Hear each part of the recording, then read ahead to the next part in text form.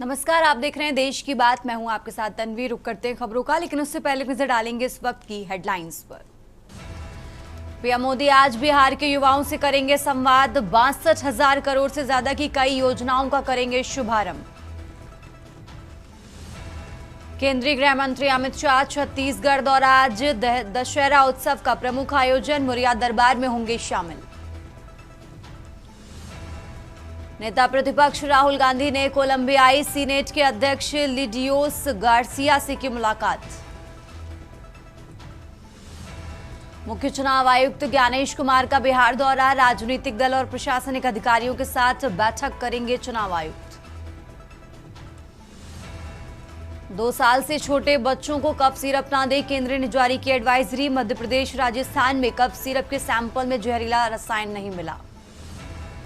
BJP की पटना में आज से 2 दिवसीय बैठक। सहयोगियों सीट संग शेयरिंग पर होगी चर्चा।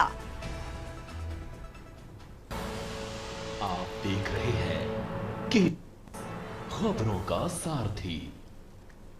और अब रुक करते हैं खबरों का और शुरुआत करेंगे दिल्ली की खबर से। राजधानी दिल्ली से बड़ी खबर आपको बता रहे हैं। पीएम मोदी आज युवाओं को बड़ा तोहफा देंगे। 62,000 करोड़ से ज्यादा की योजनाओं की शुरुआत करेंगे। पहलों के माध्यम से देश भर में शिक्षा को बढ़ावा मिलेगा, तो कौशल और उद्यमिता को बढ़ावा मिलेगा। दिल्ली से युवा केंद्रित पहलों का अनावरण करते नजर आएंगे प्रधानमंत्री नरेंद्र मोदी। और बड़ी खबर आपको बता रहे हैं दिल्ली से। राजधानी दिल्ली से अहम जानकारी आपको बता रहे हैं। 62,000 करोड़ से ज्यादा की योजनाओं का शुरुआत आज करने वाले हैं प्रधानमंत्री नरेंद्र मोदी।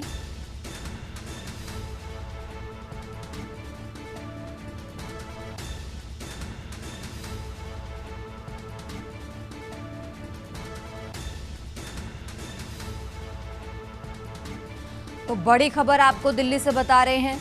युवाओं को आज बड़ी सौगात देते नजर आएंगे प्रधानमंत्री नरेंद्र मोदी।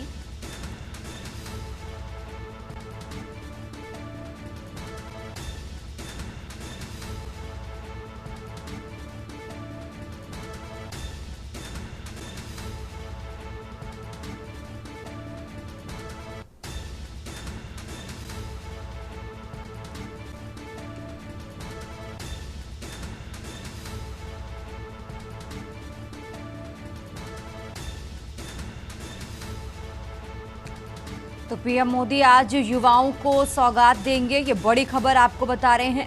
62,000 से ज्यादा करोड़ों की नई योजनाओं की शुरुआत करेंगे।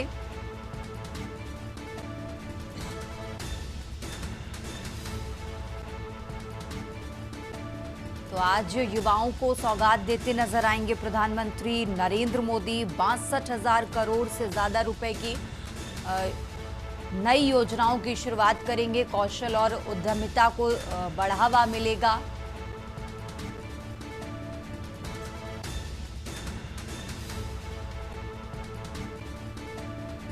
तो इन पहलों के माध्यम से देश भर में शिक्षा को बढ़ावा मिलेगा। यह अहम जानकारी आपको दिल्ली से बता रहे हैं। कौशल और उद्यमिता को भी बढ़ावा मिलेगा। करीब 62,000 करोड़ रुपए की नई योजनाओं की शुरुआत करेंगे प्रधानमंत्री नरेंद्र मोदी।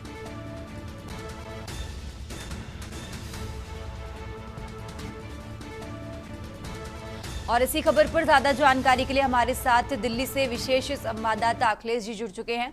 अखिलेश जी, आज प्रधानमंत्री नरेंद्र मोदी कई नई योजनाओं की शुरुआत करने वाले हैं। खास तौर पर जो फोकस है वो युवाओं पर रहेगा, लेकिन बिहार पर भी मुख्य फोकस रहने वाला है इस दौरान। अखिलेश जी, देखिए, प्रधानमंत्री आज देश के युवाओं को बड़ी सौगात देने के लिए जा रहे हैं। आज प्रधानमंत्री इन्हीं सौगात देने के लिए सरकार के तरफ से दिल्ली के विज्ञान भवन में एक बड़ा कार्यक्रम रखा गया है। इस कार्यक्रम की शुरुआत 11 बजे होगी। प्रधानमंत्री 11 बजे विज्ञान भवन पहुंचेंगे और करीब 62,000 करोड़ रुपए से की अधिक जो तमाम योजनाएं हैं जो केंद्र आधारित है, युवाओं को फोकस करती हुई है, इनका अनावरण करेंगे। इसमें एक कौशल दीक्षांत समारोह का भी आयोजन किया जा रहा है। जो देश भर से आने वाले औद्योगिक प्रशिक्षण संस्थान हैं, उनके जो 46 यानी 46 अखिल भारतीय टॉपर्स हैं जो पूरे देश में जिन्होंने टॉप किया है, उनको सम्मानित करने का भी काम प्रधानमंत्री करेंगे। इसके साथ ही साथ जो प्रधानमंत्री 62,000 करोड़ रुपए की जो निवेश वाली केंद्र से संचालित होने वाली योजनाएं हैं कि वो ITI को फोकस करेंगे और इन सभी योजनाओं के माध्यम से युवाओं को रोजगार देने का काम करेगी। इस तरह का एक कार्यक्रम तैयार किया गया है। इसमें 1,000 जो सरकारी ITI हैं उन पर फोकस होगा।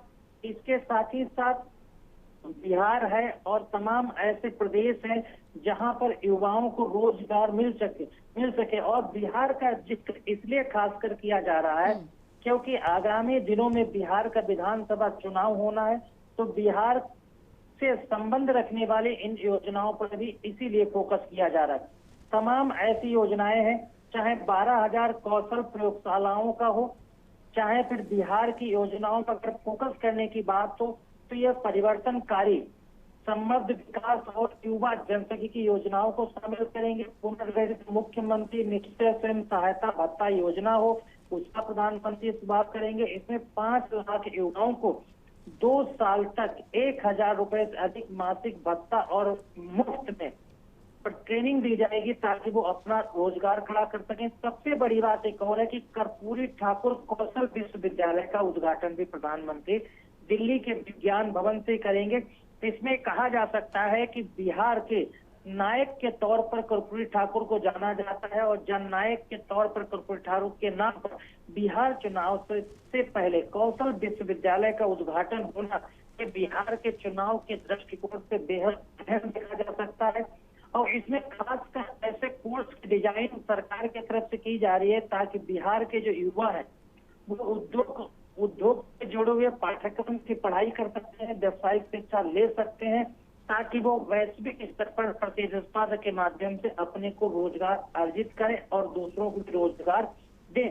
इससे भी एक अहम और कहा जा सकता है कि जो NIT पटना है उसमें भी करीब 6500 छात्रों को क्षमता वाले परिसर का एक 5G स्टैंडर्ड का लैब का उद्घाटन करेंगे। इसके साथ ही साथ वहां पर क्षेत्रीय अंतरिक्ष शैक्षणिक केंद्र उसका इनोवेशन करेंगे। तो कुछ कहा जा सकता है कि तमाम देश के युवाओं के लिए रोजगार परक उद्घाटन होंगे, लेकिन बिहार पर विशेष फोकस रहेगा। इसे बिहार के चुनाव के मद्देनजर भी देखा जा सकता है। बिल्कुल ठीक है अखिलेश जी, आप हमारे साथ बने रहिए, हम आगे भी आपसे जानकारी लेते रहेंगे। और ये दिल्ली से बड़ी खबर आपको बता रहे हैं जहां प्रधानमंत्री नरेंद्र मोदी आज युवाओं को बड़ा तोहफा देंगे।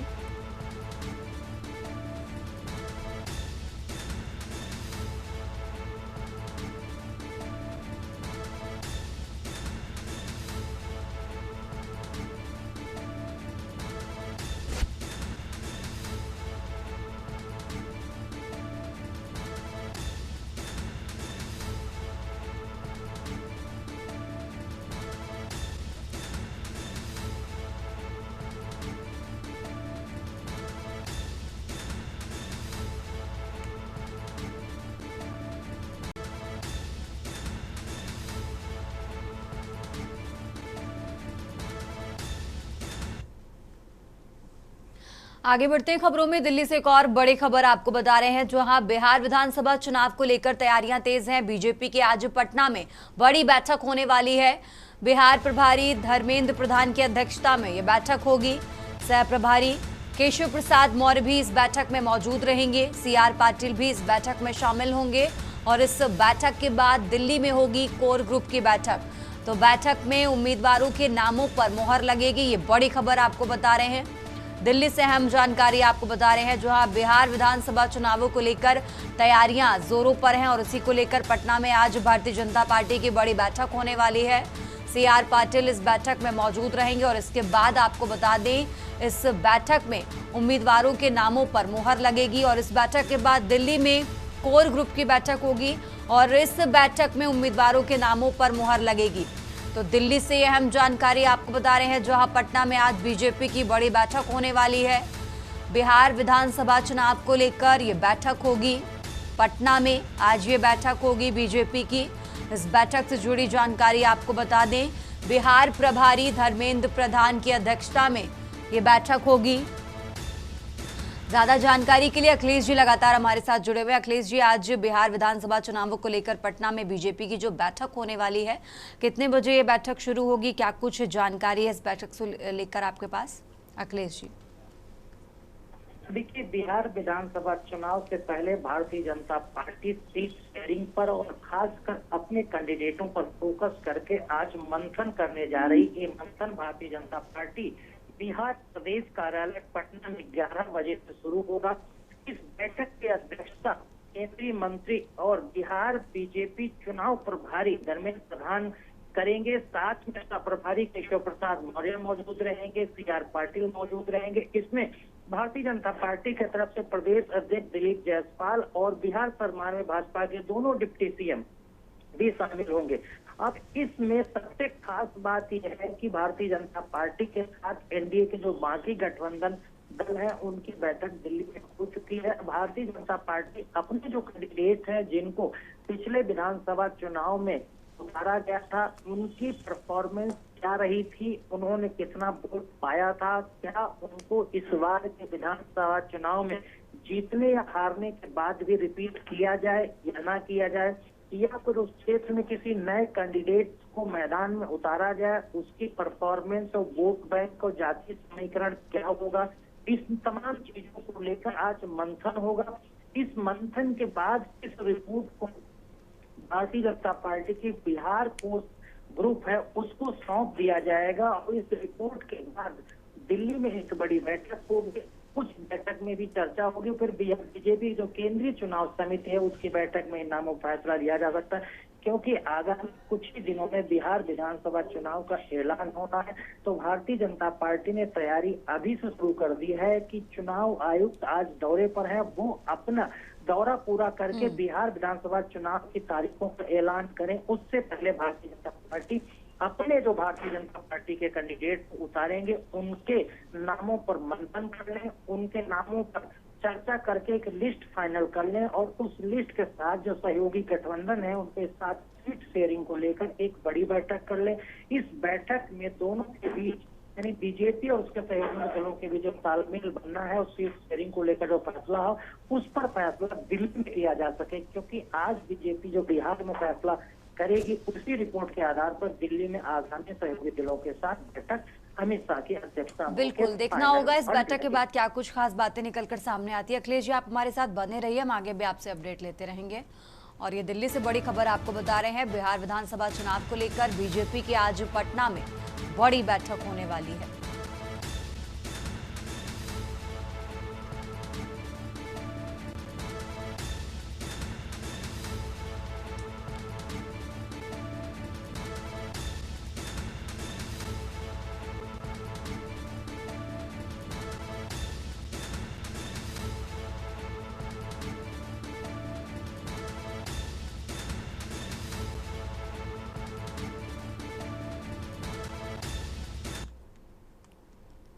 आगे बढ़ते हैं, खबरों में लगातार बात कर रहे हैं दिल्ली की। दिल्ली से एक और बड़ी खबर आपको बता रहे हैं, जगदीश विश्वकर्मा बनेंगे गुजरात भाजपा के नए अध्यक्ष।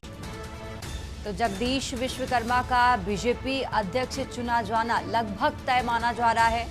अध्यक्ष पद के लिए सिर्फ जगदीश विश्वकर्मा ने पर्चा दाखिल किया था। तो बड़ी खबर आपको दिल्ली से बता रहे हैं, जहां जगदीश विश्वकर्मा की जीत का औपचारिक ऐलान किया जा सकता है। अध्यक्ष पद के लिए सिर्फ जगदीश विश्वकर्मा ने पर्चा दाखिल किया था और अब माना जा रहा है कि उन्हें ही इस पद के लिए चुना जाएगा और जल्द ही औपचारिक तौर पर इस बात का ऐलान भी किया जाएगा। तो मंत्री जगदीश के अध्यक्ष बनते ही गुजरात में बड़े बदलाव की सुगबुगाहट तेज है।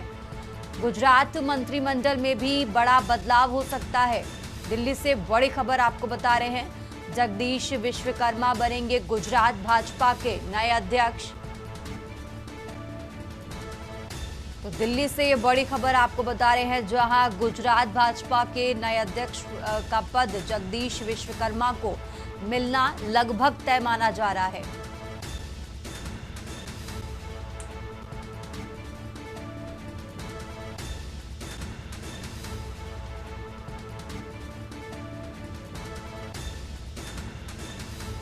तो दिल्ली से ये बड़ी खबर आपको बता रहे हैं, जहां जल्द ही औपचारिक तौर पर इस बात का ऐलान किया जा सकता है।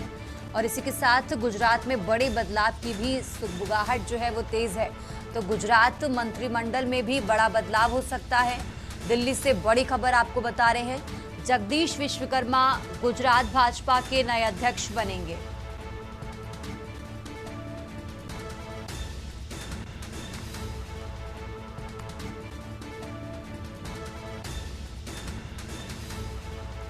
और इसी खबर पर ज्यादा जानकारी के लिए हमारे साथ अखिलेश जी लगातार जुड़े हुए हैं। अखिलेश जी, गुजरात भाजपा के नए अध्यक्ष में जो सबसे आगे नाम चल रहा है, क्योंकि उन्होंने ही पर्चा दाखिल किया जगदीश विश्वकर्मा का, और साथ ही ये भी जानकारी मिल रही है कि इनके पद संभालने के बाद ही गुजरात मंत्रिमंडल में भी बड़े बदलाव हो सकते हैं। सबसे पहले तो कब तक औपचारिक तौर पर इस बात का ऐलान हो सकता है अखिलेश जी? देखिए तन्वी, गुजरात भारतीय जनता पार्टी के प्रदेश अध्यक्ष के नाम पर करीब 2 बजे के बाद ऐलान संभव है, क्योंकि भारतीय जनता पार्टी के गुजरात कमेटी की प्रदेश अध्यक्ष के लिए किसी भी प्रतिद्वंदी के द्वारा वहां पर नामांकन नहीं किया गया है। सिर्फ अकेले गुजरात सरकार में मंत्री और मुख्यमंत्री के क्षेत्र से आने वाले जगदीश पांचाल विश्वकर्मा के तरफ से नामांकन दाखिल किया गया है। पांचाल कद्दावर मंत्री के तौर पर जाने जाते हैं और उनके प्रतिद्वंदी के तौर पर किसी का नामांकन ना दाखिल किया जाना ये साबित करता है कि जगदीश पांचाल का मुख्यमंत्री बनना तय है और पांचाल का भारतीय जनता पार्टी का प्रदेश अध्यक्ष बनना तय है। और इस लिहाज से इसको 2 बजे के बाद इस पर ऐलान हो जाएगा और जैसे ही जगदीश पांचाल विश्वकर्मा के नाम का ऐलान होगा उसके बाद ये कहा जा रहा है कि गुजरात सरकार में फेरबदल संभव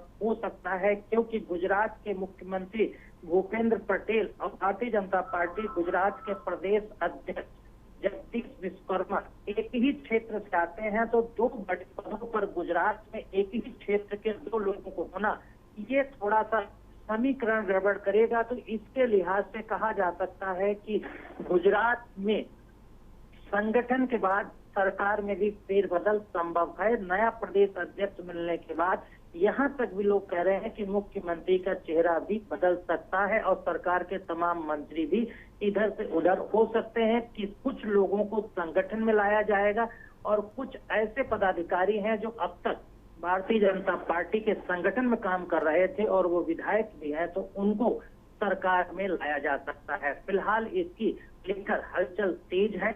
इंतजार किया जा रहा है कि 2 बजे तक भारतीय जनता पार्टी गुजरात के प्रदेश अध्यक्ष तौर पर जगदीश पांचाल विश्वकर्मा के नाम का ऐलान कर दिया जाए और जगदीश विश्वकर्मा के प्रदेश अध्यक्ष बनते ही लोगों की निगाहें गुजरात से लेकर केंद्र तक गुजरात सरकार के फेरबदल पर टिक जाएंगी। ठीक है अखिलेश जी, बहुत बहुत शुक्रिया आपका तमाम जानकारी दर्शकों तक पहुंचाने के लिए।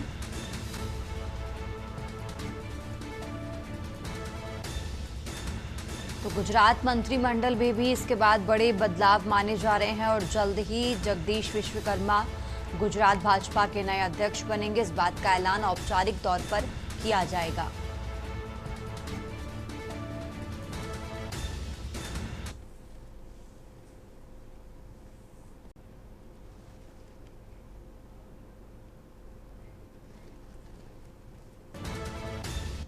खबरों का सिलसिला लगातार जारी है। फिलहाल यहाँ रुकेंगे एक छोटे से ब्रेक के लिए।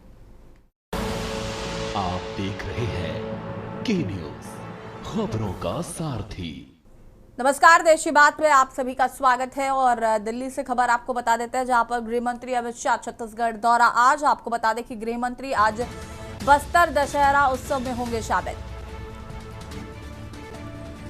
दशहरा उत्सव का प्रमुख आयोजन होगा बोरिया दरबार। आदिवासी समुदाय के नेताओं से बातचीत करेंगे गृह मंत्री अमित शाह। जगदलपुर के स्वदेशी मेले का भी करेंगे दौरा। आज दोपहर 12 बजे के बाद पहुंचेंगे जगदलपुर अमित शाह।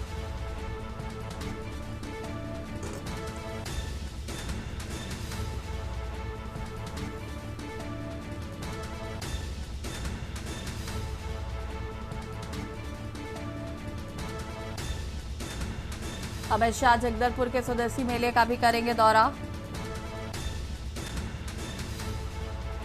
आज दोपहर 12 बजे के बाद पहुंचेंगे जगदलपुर।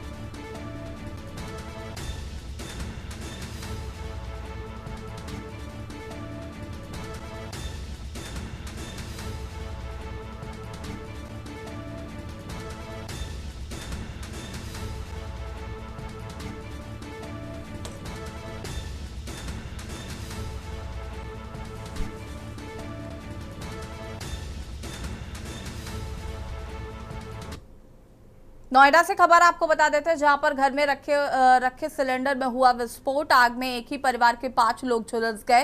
सभी को अस्पताल में भर्ती कराया गया है। फायर ब्रिगेड और पुलिस ने आग पर पाया काबू। फेज 2 थाना क्षेत्र स्थित बंगेल इलाके की यह घटना बताई जा रही है। बलिया शॉर्ट सर्किट से दुकान में लगी आग। शॉर्ट सर्किट से बर्तन की दुकान में भीषण आग।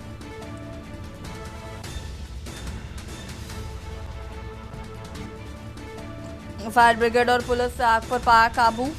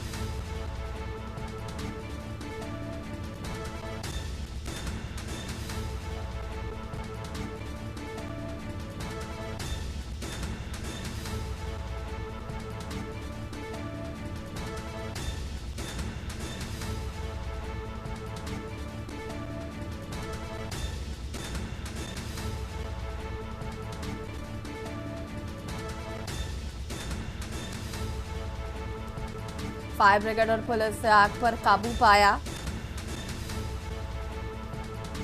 फेज 2 थाना क्षेत्र स्थित बंगेल इलाके की घटना बताई जा रही है।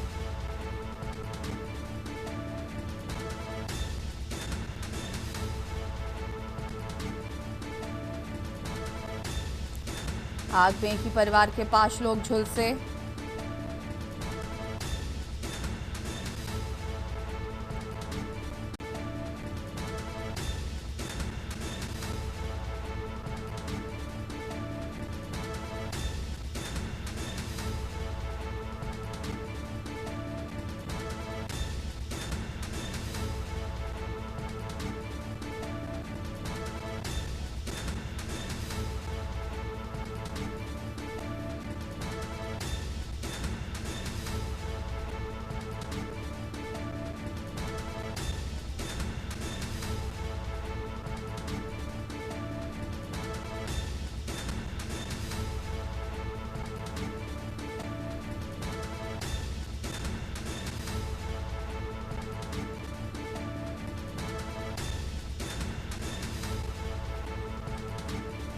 सभी घायलों को अस्पताल में भर्ती कराया गया है। आग में एक ही परिवार के 5 लोग झुलसे।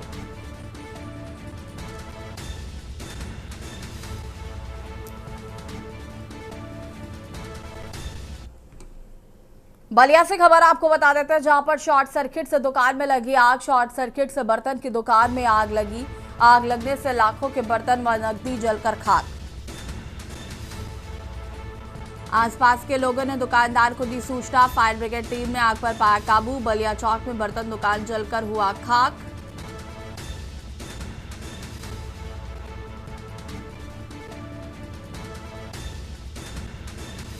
आग लगने से लाखों के बर्तन व नकदी जलकर खाक।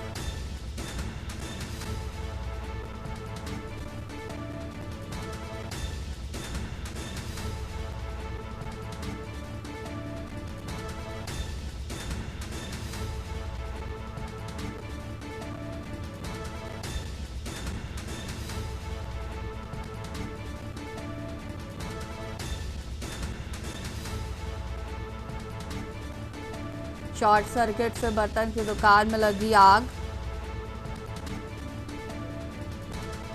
आग लगने से लाखों के बर्तन व नकदी जलकर खाक।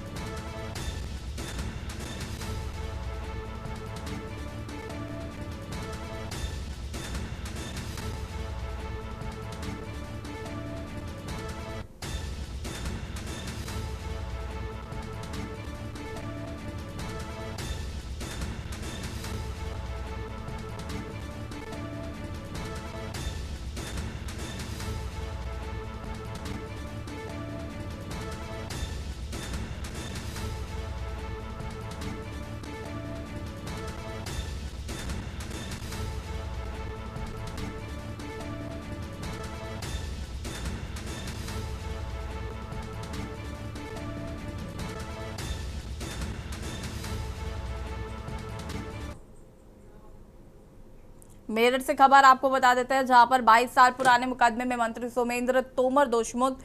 तोड़फोड़ के मामले में ऊर्जा राज्य मंत्री पर हुआ था मुकदमा। सीसीएसयू कैंपस में तोड़फोड़ का लगा था आरोप। राज्य मंत्री के साथ 6 और छात्रों पर मुकदमा हुआ था दर्ज। न्यायालय ने मंत्री सहित सभी को दोषमुक्त किया।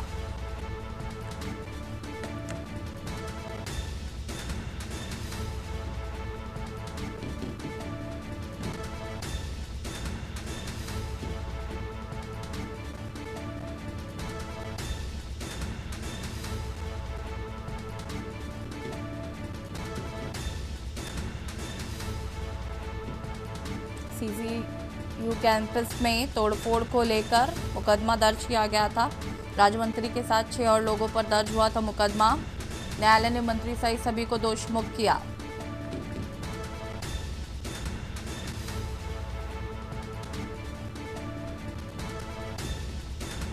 और इसी खबर पर ज्यादा जानकारी के लिए संवाददाता राजू हमारे साथ जुड़ चुके हैं। राजू, क्या कुछ जानकारी है? बाकी को लेकर 22 साल पुराने मामले में ऊर्जा राज्य मंत्री सोमेंद्र तोमर मुक्त हो गए हैं। आरोप था कि उन्होंने यूनिवर्सिटी के अंदर घुसकर तोड़फोड़ की थी। उसी मामले में यूनिवर्सिटी प्रशासन की तरफ से 12 साल पहले यानी कि 2003 में सोमेंद्र तोमर सहित 6 अन्य लोगों पर मुकदमा दर्ज कराया था। जिस मामले की सुनवाई करते हुए कल कोर्ट ने ऊर्जा राज्य मंत्री सोमेंद्र तोमर सहित सभी 6 लोगों को दोषमुक्त कर दिया है। ठीक है, शुक्रिया आपका जानकारी साझा करने के लिए राजू। बता दें, न्यायालय ने मंत्री सहित सभी को किया दोषमुक्त। 22 साल पुराने मुकदमे में मंत्री सोमेंद्र तोमर दोषमुक्त। तोड़फोड़ के मामले में ऊर्जा राज्य मंत्री दोषमुक्त किए गए हैं।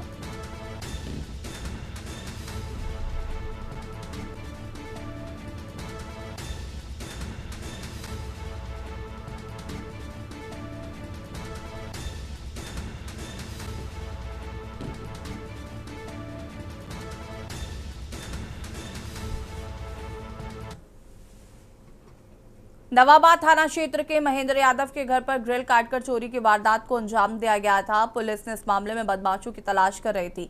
आधी रात को नवाबाद पुलिस और स्वाट टीम का बदमाशों से आमना सामना हुआ। पुलिस टीम पर फायर करने वाले बदमाश चपारी को एनकाउंटर में गोली लगी है। उसका साथ ही दूसरा चोर कुट्टू गिरफ्तार कर लिया गया, जबकि दीपक लोहार फरार है। बदमाशों को कब्जे से एक तमंचा, सोने की चेन, अंगूठी और अन्य गहने बरामद किए गए हैं, जो मेडिकल बाईपास के करीब महेंद्र यादव के घर से चोरी किए गए थे। बता दें आपको कि महेंद्र यादव के घर से जो गहने चोरी हुए थे वो फिलहाल यहाँ पर पुलिस ने चोरों को गिरफ्तार कर लिया है। नवाबाद थाना क्षेत्र का ये पूरा मामला बताया जा रहा है। चोरी की वारदात होने के बाद पुलिस को सूचना दी गई थी। पुलिस लगातार छानबीन कर रही थी और उसके बाद चोरों को गिरफ्तार कर लिया गया।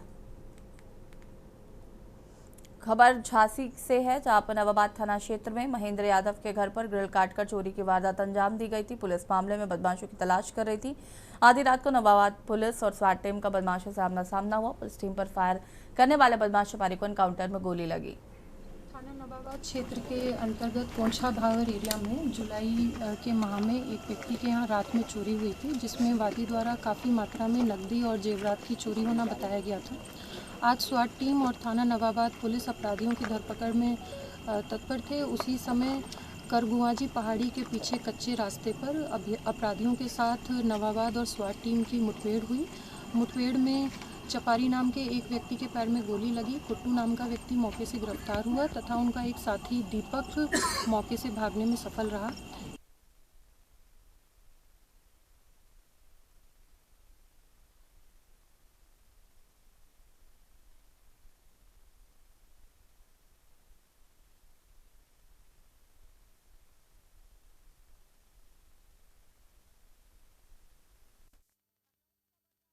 विरोधी दल माता प्रसाद पांडे हाउस अरेस्ट कर लिए गए हैं। भारी संख्या में पुलिस फोर्स आवास पर मौजूद है। भारी संख्या में पुलिस फोर्स आवास पर मौजूद। बड़ी खबर आपको लखनऊ से बता रहे हैं, जहां पर नेता विरोधी दल माता प्रसाद पांडे हाउस अरेस्ट। भारी संख्या में पुलिस बल आवास पर मौजूद है। सपा का डेलीगेशन आज बरेली जाने वाला है। बरेली जाने से पहले वृंदावन आवास में हाउस अरेस्ट कर लिया गया है माता प्रसाद को। माता प्रसाद के नेतृत्व में जाना है डेलीगेशन। माता प्रसाद पांडे को बरेली जाने की अनुमति नहीं है।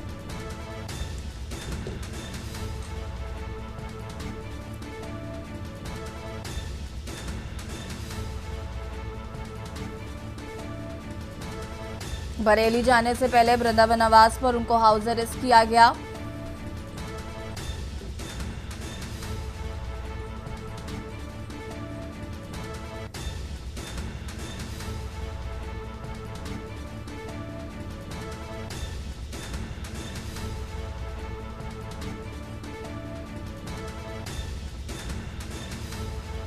भारी संख्या में पुलिस फोर्स मौजूद।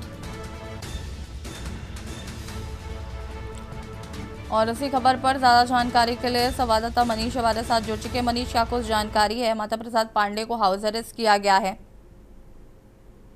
जी बिल्कुल, जिस प्रकार से देखा जाए कि समाजवादी पार्टी का जो है पूरा एक प्रतिनिधिमंडल जो है बरेली जा रहा था और जिसको देखते हुए जो है पुलिस प्रशासन के द्वारा और साथ ही जिलाधिकारी के द्वारा जो है जो नेता प्रतिपक्ष हैं माता प्रसाद पांडे, उनको जो है घर पे ही हाउस अरेस्ट कर दिया गया है।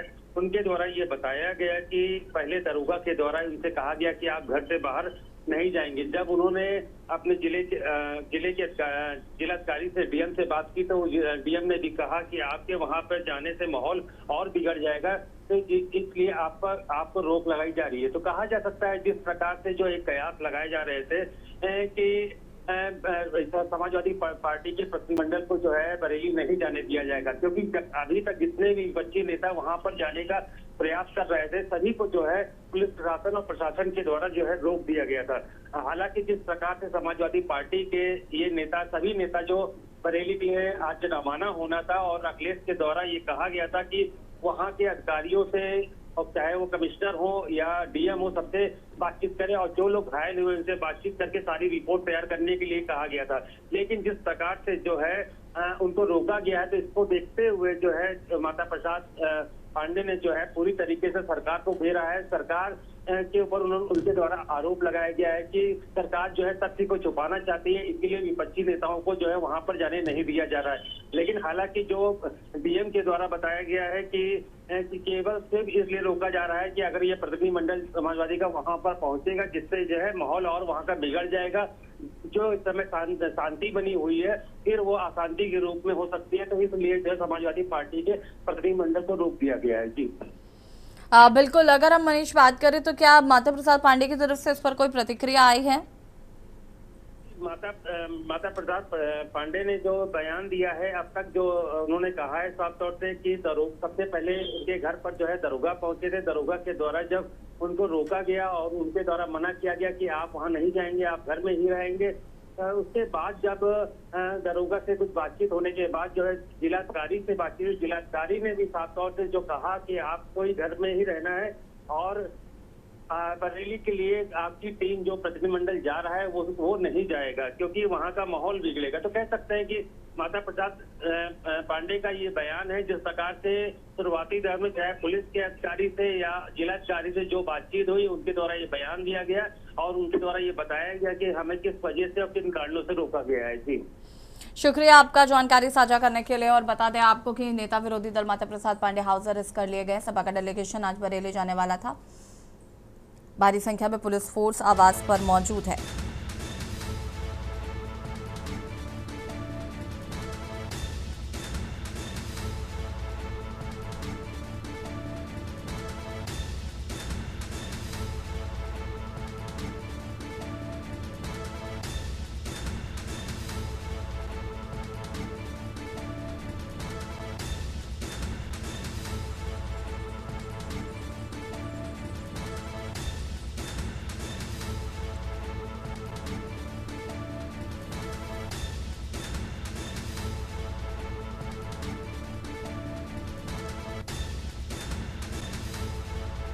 नेता विरोधी दल माता प्रसाद पांडे हाउस अरेस्ट।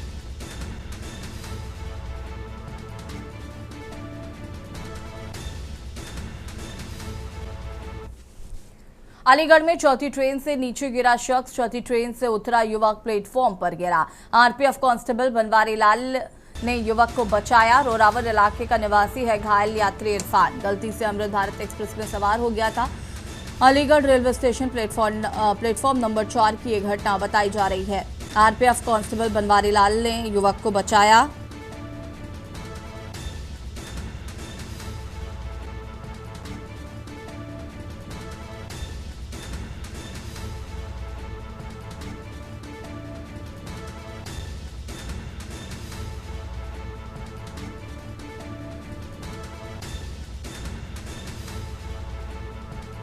गलती से अमृत भारत एक्सप्रेस में सवार हो गया था युवक। Aligarh railway station platform number 4 की घटना बताई जा रही है।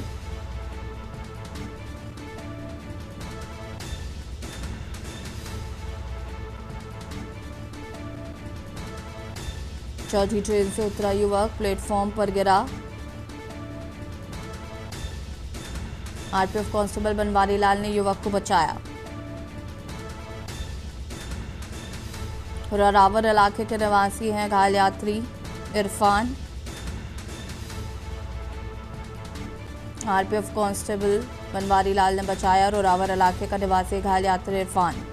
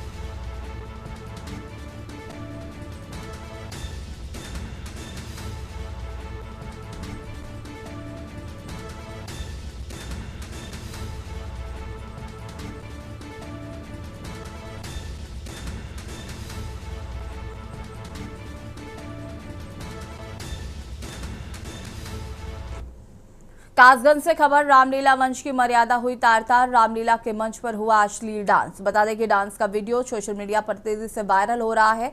भगवान श्री राम के ही सामने मंच पर हुआ अश्लील डांस। बच्चों के सामने ही बाल बालाओं ने लगाए ठुमके। बता दें कि नगरवासियों ने अश्लील डांस की निंदा की है। रामलीला कमेटी और पुलिस पर भी गंभीर आरोप लगाए हैं। कोतवाली गंजडुंडवारा क्षेत्र के कस्बे का ये पूरा मामला बताया जा रहा है।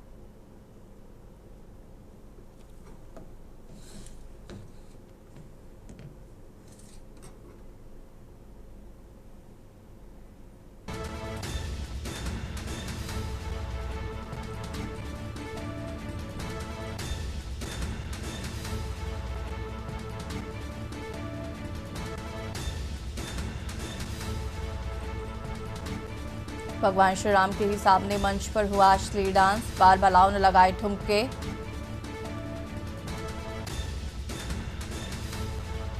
नगरवासियों ने अश्लील डांस की निंदा की।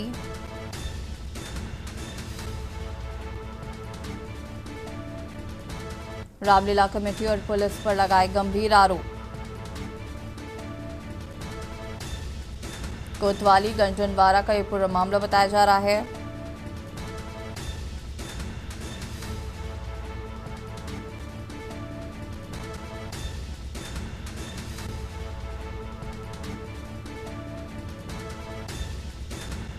डांस का वीडियो हो रहा सोशल मीडिया पर वायरल।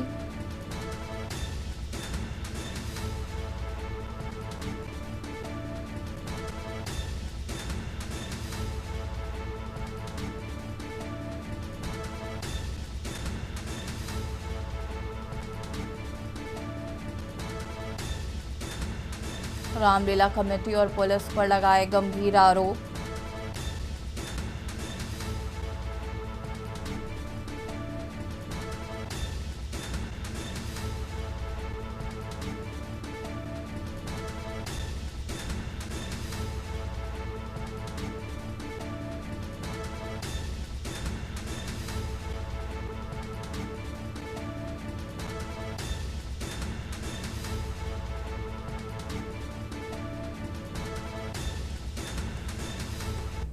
आगरा में भीषण सड़क हादसा, 2 लोगों की मौत, तेज रफ्तार कैंटर कार की जोरदार भिड़ंत। बता दें कि हादसे में कार सवार पति पत्नी की मौके पर ही मौत हो गई। कार में बैठे 2 लोग घायल हो गए हैं, जिन्हें अस्पताल भेजा गया है। बुलंदशहर के रहने वाले हैं कार सवार। हादसे के बाद चालक कैंटर छोड़कर भागा। पुलिस ने शव को पोस्टमार्टम के लिए भेजा।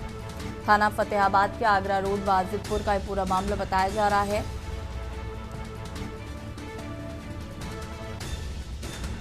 हादसे में पति पत्नी की हुई मौत, 2 लोग घायल, जिनका इलाज जारी।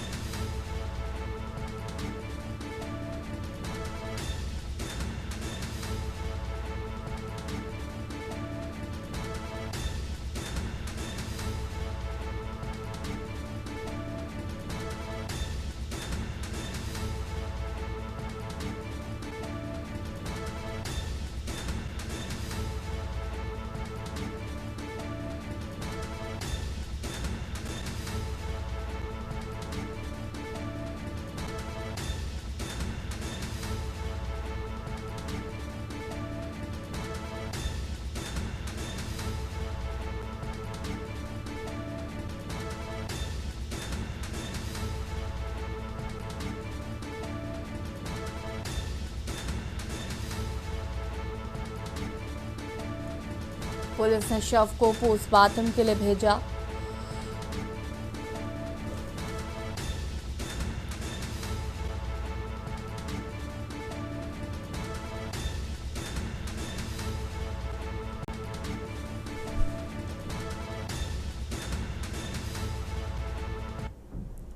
और देशी बातें फिलहाल इतना ही। देखते रहिए के न्यूज़ इंडिया। नमस्कार। आप देख रहे हैं के न्यूज़, खबरों का